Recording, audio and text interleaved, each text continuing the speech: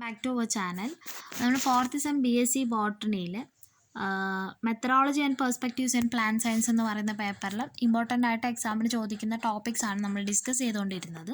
ഇതിൽ നമ്മൾ scientific methods, അതുപോലെ തന്നെ ബയോസ്റ്റാറ്റി, ബയോഫിസിക്സ് എന്ന ടോപ്പിക്കുകളിൽ വരുന്ന ക്വസ്റ്റ്യൻസൊക്കെ നമ്മൾ പറഞ്ഞിട്ടുണ്ടായിരുന്നു. ഇനി മൈക്രോ ടെക്നിക്സ് ാണ് നമുക്ക് നോക്കാനുള്ളത്. ഓക്കെ, അതിന് മുന്നേ ആയിട്ട് ഞാൻ കുറച്ച് കാര്യങ്ങൾ പറയാം. നമുക്ക് സയൻറ്റിഫിക് മെത്തേഡിൽ നിന്ന് ഏകദേശം 19 മാർക്കിനുള്ള ക്വസ്റ്റ്യൻ ആണ് വരുന്നത്. ബയോസ്റ്റാറ്റിൽ നിന്ന് 26 മാർക്കിനും, ബയോഫിസിക്സിൽ നിന്ന് 28 മാർക്കിനും, അതുപോലെ തന്നെ മൈക്രോ ടെക്നിക്കിൽ നിന്ന് ഏകദേശം 26 മാർക്കിനാണ് ക്വസ്റ്റ്യൻസ് കണ്ടിട്ടുള്ളത്. ഇതിൽ 2021 മുതൽ 24 വരെയുള്ള ക്വസ്റ്റ്യൻ പേപ്പർ നോക്കുകയാണെന്നുണ്ടെങ്കിൽ 10 മാർക്കിൻ്റെ ക്വസ്റ്റ്യൻ 3 തവണ 10 മാർക്കിൻ്റെ ക്വസ്റ്റ്യൻ എന്ന് പറയുന്നത് സയൻറ്റിഫിക് മെത്തേഡ്സ് എന്നാണ് വന്നിട്ടുള്ളത്. ഓക്കെ, ബയോസ്റ്റാറ്റിൽ നിന്ന് ഒരു തവണ 2024 മാത്രമാണ് ബയോസ്റ്റാറ്റിൽ നിന്ന് എസ്എ ടൈപ്പ് 10 മാർക്കിൻ്റെ ക്വസ്റ്റ്യൻ വന്നിട്ടുള്ളത്. പിന്നെ ബയോഫിസിക്സ് എന്ന് 2 തവണ 10 മാർക്കിൻ്റെ ക്വസ്റ്റ്യൻ വന്നിട്ടുണ്ട്. പിന്നെ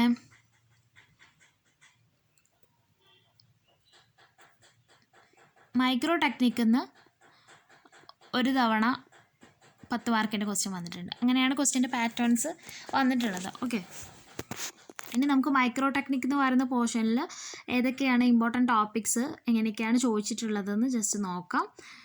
മൈക്രോ ടെക്നിക്കിൽ ആദ്യം വരുന്നത് മൈക്രോസ്കോപ്പി, പാർട്സ് ഓഫ് മൈക്രോസ്കോപ്പ്, അതിൽ ടൈപ്സ് ഓഫ് മൈക്രോസ്കോപ്സ്, അതിൽ ഇങ്ങനത്തെ ടൈപ്പ് ഓഫ് മൈക്രോസ്കോപ്പ് നമുക്കൊരു തവണ SC ആയിട്ട് ചോദിച്ചിട്ടുണ്ട്. മൈക്രോസ്കോപ്പി എന്താണ്, ഡിഫറെൻറ്റ് ടൈപ്പ് മൈക്രോസ്കോപ്സ് ഏതൊക്കെയാണെന്നൊക്കെ ചോദിച്ചിട്ട് 10 മാർക്കിൻ്റെ ക്വസ്റ്റ്യൻ വന്നിട്ടുണ്ട്. പിന്നെ എന്താണ് ഫേസ് കോൺട്രാസ്റ്റ് മൈക്രോസ്കോപ്പ് എന്നൊക്കെ 2 മാർക്കിന് ചോദിച്ചിട്ടുണ്ട്. അതുപോലെ തന്നെ സ്കാനിങ് മൈക്രോസ്കോപ്പ് എന്താണെന്ന് 2 മാർക്കിന് ചോദിച്ചിട്ടുണ്ട്. അതുപോലെ തന്നെ എന്താണ് മൈക്രോസ്കോപ്പിന്ന് 2 മാർക്കിന് ചോദിച്ചിട്ടുണ്ട്. ഓക്കെ, 2021 എസ്സേയിൽ ഈ ഒരു ക്വസ്റ്റ്യൻ വന്നിട്ടുള്ളത്. മൈക്രോസ്കോപ്പി എന്താണ്, അതിൻ്റെ ഡിഫറെൻറ്റ് മൈക്രോസ്കോപ്സ് ഏതൊക്കെയാണെന്നുള്ളത് വന്നിട്ടുള്ളത്. പിന്നെ ഫേസ് കോൺട്രാസ്റ്റ് മൈക്രോസ്കോപ്പ് ചോദിച്ചിട്ടുള്ളത് 2024 ഫേസ് കോൺട്രാസ്റ്റ് മൈക്രോസ്കോപ്പ് ചോദിച്ചിട്ടുള്ളത്. ആ സമയത്ത് തന്നെ ഇലക്ട്രോൺ മൈക്രോസ്കോപ്പി എന്താണെന്ന് ചോദിച്ചിട്ടുണ്ടായിരുന്നു. 5 മാർക്കിന് ഇലക്ട്രോൺ മൈക്രോസ്കോപ്പി എന്താണെന്ന് ചോദിച്ചിട്ടുണ്ടായിരുന്നു 2024 തന്നെ. പിന്നെ വരുന്നത് സെം എന്താണ് എന്ന് 2 മാർക്കിന് ചോദിച്ചിട്ടുണ്ട്. 2022 ചോദിച്ചിട്ടുണ്ട്.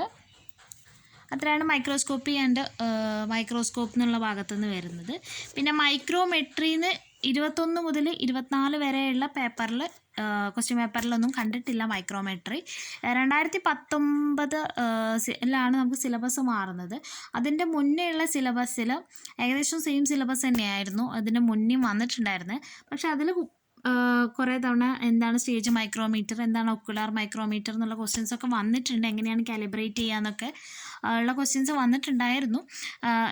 21 മുതൽ 24 വരെയുള്ള ക്വസ്റ്റ്യൻ പേപ്പറിൽ ഇങ്ങനെ മൈക്രോമീറ്ററിൽ നിന്നൊന്നും ക്വസ്റ്റ്യൻ കണ്ടിട്ടില്ല എന്ന് കരുതിയിട്ട് 25 ചോദിക്കില്ല എന്ന് നമുക്ക് ഉറപ്പ് പറയാൻ പറ്റില്ല. മൈക്രോമെട്രി ഒക്കെ വലിയ കുഴപ്പമില്ല, നമ്മൾ ജസ്റ്റ് അതിൻ്റെ ഒരു ഐഡിയോളജി മനസ്സിലാക്കി കഴിഞ്ഞാൽ നമുക്ക് എഴുതാവുന്നതേ ഉള്ളൂ.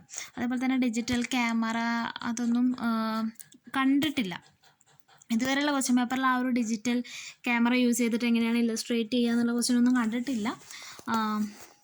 ഇനി ചോദിച്ചുകൂടുകയേ ഇല്ല കേട്ടോ, നമുക്കറിയില്ല ചോദിക്കുകയില്ലേന്ന്. ഇനി കില്ലിംഗ് ആൻഡ് ഫിക്സിങ് എന്നുള്ള പോർഷൻ മൊഡ്യൂൾ 2 വരുന്ന പോർഷൻസ് ഇമ്പോർട്ടൻ്റ് ആണ്.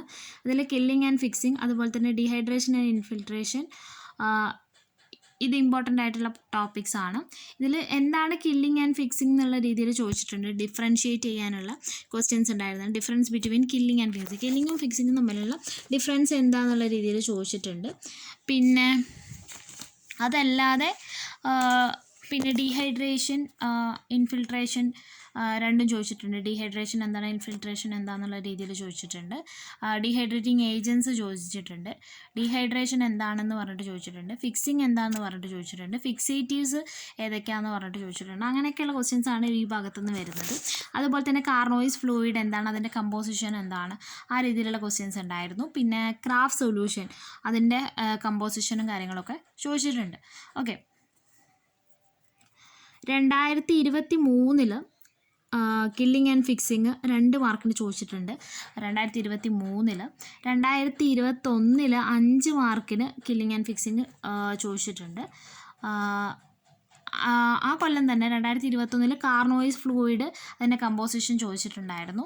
പിന്നെ 2023 ക്രാഫ്റ്റ് സൊല്യൂഷൻ ചോദിച്ചിട്ടുണ്ടായിരുന്നു. 2024 ഏതൊക്കെയാണ് ഫിക്സേറ്റീവ്, കോമൺ ആയിട്ടുള്ള ഫിക്സേറ്റീവ്സ് 2024 ചോദിച്ചിട്ടുണ്ട്. 5 മാർക്കിൻ്റെ ക്വസ്റ്റ്യൻ ആയിരുന്നു അത്.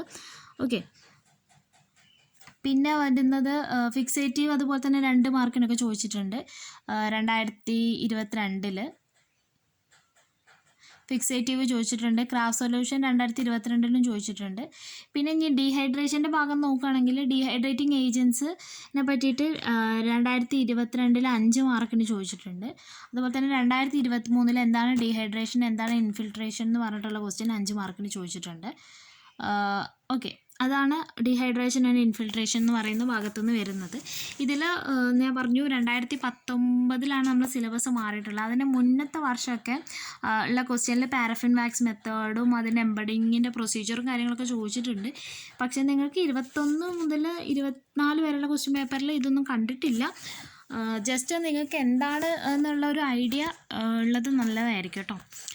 ജസ്റ്റ് അതൊന്ന് എന്തൊക്കെയാണെന്നൊന്നും അറിഞ്ഞിരിക്കുന്നത് നല്ലതായിരിക്കും. പിന്നെ ഫ്രീ ഹാൻഡ് സെക്ഷനിങ് ഒന്നും ഇതുവരെയുള്ള ക്വസ്റ്റ്യൻ പേപ്പറിൽ കണ്ടിട്ടില്ല കേട്ടോ. 2021 മുതൽ 24 വരെ 4 ക്വസ്റ്റ്യൻ പേപ്പറാണ് ഞാൻ ചെക്ക് ചെയ്തിട്ടുള്ളത്. അതിലൊന്നും ഫ്രീ ഹാൻഡ് സെക്ഷനിങ് ഒന്നും കണ്ടിട്ടില്ല.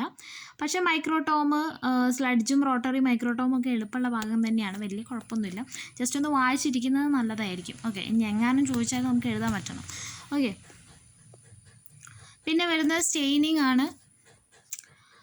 സ്റ്റെയിനിങ് ഇമ്പോർട്ടൻ്റ് ആയിട്ടുള്ള പോർഷനാണ്. ഡബിൾ സ്റ്റെയിനിങ്, വൈറ്റ് സ്റ്റെയിനിങ് ഒക്കെ ഇമ്പോർട്ടൻ്റ് ആണ്. പിന്നെ അതുപോലെ തന്നെ കോൾട്ടാർ ഡൈ ഒരു തവണ 2 മാർക്കിന് ചോദിച്ചിട്ടുണ്ടായിരുന്നു. കോൾട്ടാർ ഡൈ എന്താണ് 2023 ചോദിച്ചിട്ടുണ്ടായിരുന്നു. Double staining and vital staining എന്താണ് ഡബിൾ സ്റ്റെയിനിങ് വൈറ്റൽ സ്റ്റെയിനിങ് തമ്മിലുള്ള വ്യത്യാസം എന്നുള്ള രീതിയിൽ ചോദിക്കലുണ്ട്. അല്ലാതെ വൈറ്റൽ സ്റ്റെയിനിങ് എന്താണെന്ന് 2023 2 മാർക്കിൻ്റെ ക്വസ്റ്റ്യൻ വന്നിട്ടുണ്ട്. എന്താണ് വൈറ്റൽ സ്റ്റെയിനിങ് എന്ന് പറഞ്ഞിട്ട് 2 മാർക്കിൻ്റെ ക്വസ്റ്റ്യൻ വന്നിട്ടുണ്ട്.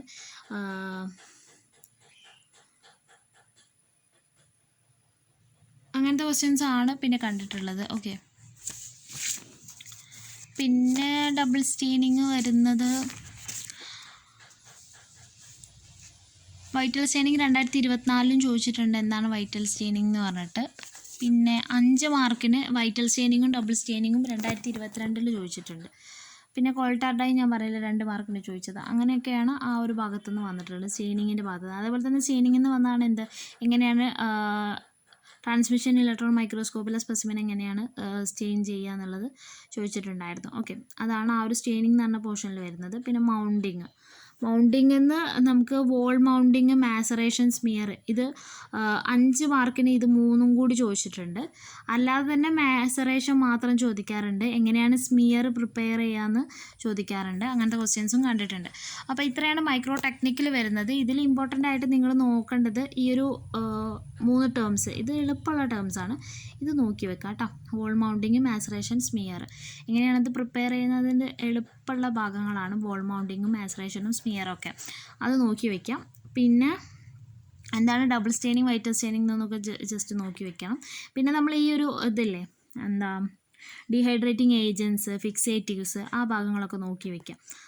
മൈക്രോടോമോ അതൊക്കെ ഇതുവരെയുള്ള ക്വസ്റ്റ്യൻ പേപ്പറിൽ കണ്ടിട്ടില്ല. ജസ്റ്റ് ഒന്ന് വായിച്ചിടുന്നത് നല്ലതായിരിക്കും. കാരണം 2025 അവർക്ക് എങ്ങാനും ഫ്രീ ഹാൻഡ് സെക്ഷനിങ് ഒക്കെ ചോദിക്കാൻ തോന്നിക്കഴിഞ്ഞാൽ നമ്മൾ പെട്ടുപോകരുതല്ലോ. അപ്പോൾ നമ്മൾ ആ ഒരു ഭാഗമൊക്കെ ഒന്ന് വായിച്ചിടുന്നത് നല്ലതായിരിക്കും. അതൊന്നും വലിയ അത്ര ടഫായിട്ടുള്ള ഭാഗമൊന്നുമല്ല. ഈ ഒരു മൈക്രോടോമിൻ്റെ കേസൊന്നും അത്ര ബുദ്ധിമുട്ടുള്ള അല്ല. റോട്ടറിയും സ്ലഡ്ജ്, റോട്ടറീൻ്റെ പ്രിൻസിപ്പിൾ എങ്ങനെയാണ് വർക്ക് ചെയ്യുന്നത്, സ്ലഡ്ജ് എങ്ങനെയാണ് വർക്ക് ചെയ്യുന്നത് എന്നൊക്കെ ജസ്റ്റ് ഒന്ന് നോക്കിയാൽ മതി. ഇതിൽ ക്രാഫ്റ്റ് സൊല്യൂഷൻ, കാർനോയിസ് ഫ്ലൂയിഡ്, അതായത് ഫിക്സേറ്റീവ്സ് കംപ്ലീറ്റ് ഒന്ന് പഠിക്കുന്നത് നല്ലതായിരിക്കും. എന്താണ് കില്ലിങ്, ആ ഒരു പ്രൊസീജിയേഴ്സൊക്കെ നിങ്ങളൊന്ന് ഓർത്ത് വയ്ക്കാം. കില്ലിങ് എന്താണ്, ഫിക്സിങ് എന്താണ് ഡീഹൈഡ്രേഷൻ എന്ന് പറഞ്ഞാൽ എന്താണ്, ഇൻഫിൽട്രേഷൻ എന്ന് പറഞ്ഞാൽ എന്നുള്ള കാര്യങ്ങളൊക്കെ നോക്കി വയ്ക്കാം. ഓക്കെ, പിന്നെ ഈ മൈക്രോസ്കോപ്പിൽ എല്ലാ മൈക്രോസ്കോപ്പും ജസ്റ്റ് ഒന്ന് അറിഞ്ഞിരിക്കുന്നത് നല്ലതായിരിക്കും. ഇതിലിപ്പോൾ ലൈറ്റ് മൈക്രോസ്കോപ്പും കോമ്പൗണ്ട് മൈക്രോസ്കോപ്പും നമുക്ക് നന്നായിട്ട് അറിയുന്നുണ്ടാവും. ഫേസ് കോൺട്രാസ്റ്റും ഫ്ലൂറസെൻ്റും ഒക്കെ ഒന്ന് നോക്കി വയ്ക്കാം. ഫ്ലൂറസെൻ്റ് അങ്ങനെ ചോദിച്ച് കണ്ടിട്ടില്ല. ഫേസ് കോൺട്രാസ്റ്റ് ചോദിച്ചിട്ടുണ്ട്. അതുപോലെ തന്നെ സ്കാനിങ് ഇലക്ട്രോൺ മൈക്രോസ്കോപ്പും ചോദിച്ചിട്ടുണ്ട്. അത്രയാണ് ആ ഒരു ടെക്നിക് എന്ന് പറയുന്ന പോർഷനിൽ വരുന്ന ഇമ്പോർട്ടൻ്റ് ആയിട്ടുള്ള പോർഷൻസ്. അപ്പോൾ നമ്മൾ ഇതുവരെയുള്ള എല്ലാ പോർഷൻസും നോക്കിയിട്ടുണ്ട്. ഇനി ഞാൻ ഇമ്പോർട്ടൻ്റ് ആയിട്ടുള്ള കുറച്ച് ക്വസ്റ്റ്യൻസ്, കുറച്ച് ടോപ്പിക്സ് മാത്രമുള്ള ഒരു വീഡിയോ ചെയ്യാം. ഇതിപ്പോൾ ഓരോന്നിലും വരുന്ന ടോപ്പിക്സാണ് നമ്മൾ പറഞ്ഞിട്ടുള്ളത്. ഇനി മൊത്തത്തിലുള്ള ഇമ്പോർട്ടൻ്റ് ആയിട്ടുള്ള പോർഷൻസ് ഞാൻ പറയാം. ആ പോർഷൻസ് എന്തായാലും നിങ്ങൾ എക്സാമിന് പോകുമ്പോൾ നോക്കുക. ഞാൻ റിപ്പീറ്റഡ് ആയിട്ട് ചോദിക്കുന്ന ഭാഗങ്ങൾ മാത്രമേ ഇമ്പോർട്ടൻ്റ് ടോപ്പിക്സ് ആയിട്ട് കൊടുക്കുന്നുള്ളൂ കേട്ടോ. എന്നാലും നിങ്ങൾ ബാക്കിയുള്ളതൊക്കെ ഒന്ന് കവർ ചെയ്യാനായിട്ട് ശ്രദ്ധിക്കുക. ഓക്കെ, അപ്പോൾ അത്രയൊക്കെ ഉള്ളൂ. Thanks for watching. നിങ്ങൾക്ക് ഇഷ്ടപ്പെട്ട ലൈക്ക് ചെയ്യുക, ഷെയർ ചെയ്യുക, ചാനൽ ഒന്ന് സബ്സ്ക്രൈബ് ചെയ്ത് സപ്പോർട്ട് ചെയ്യാം.